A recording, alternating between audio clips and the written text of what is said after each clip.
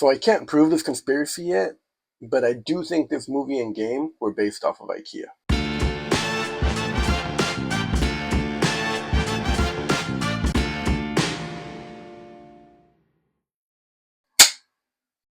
Exit 8 is a Japanese psychological horror film directed by Genki Kawamura. It stars Kasunari Ninomiya and Narua Sonuma as the lost man and the boy, respectively.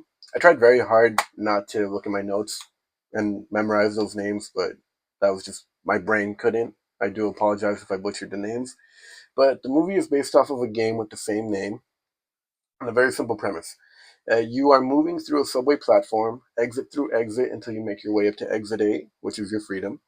And you get sent back to exit 0 every time you notice an anomaly and don't turn back, or don't notice an anomaly and keep going forward.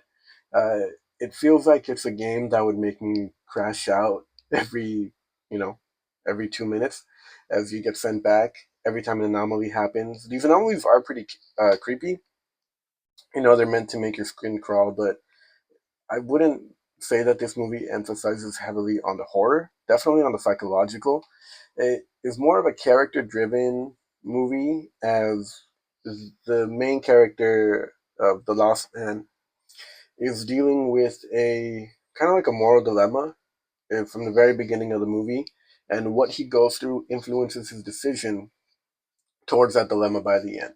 It's a dilemma that has to do with fatherhood, accountability. You know, it's something that can deeply impact this character's life, and we see his growth as a character throughout the film. And I have to commend that. I have to commend the camera work, just because this movie is so impressive in the way the camera moves. It starts off in the POV. We see everything through the lost man's perspective, and then maybe 5 minutes in, it breaks into the regular third person point of view, and but now we get long takes that look like it have no cuts, and that's super impressive. And the tension that is built here is on another level, given that we spend an hour and 30 on the same hallway with the same four characters.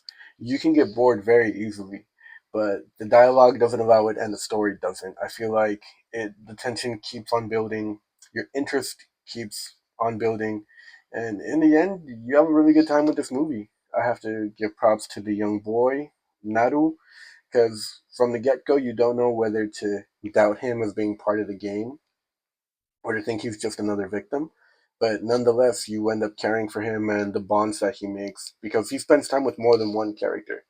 And the story kind of, even though it takes place in the same spot with the same characters, 95% of the movie is with the lost man, and then the other 5% we get other characters and their stories. But no matter what, it all ties in together in the end and makes for a pretty compelling story that I recommend.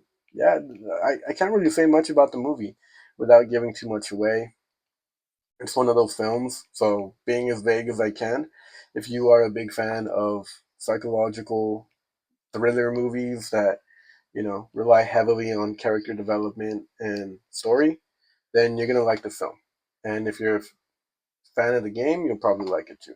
But yeah, that's it on this. Thank you for watching, and I'll see you next time.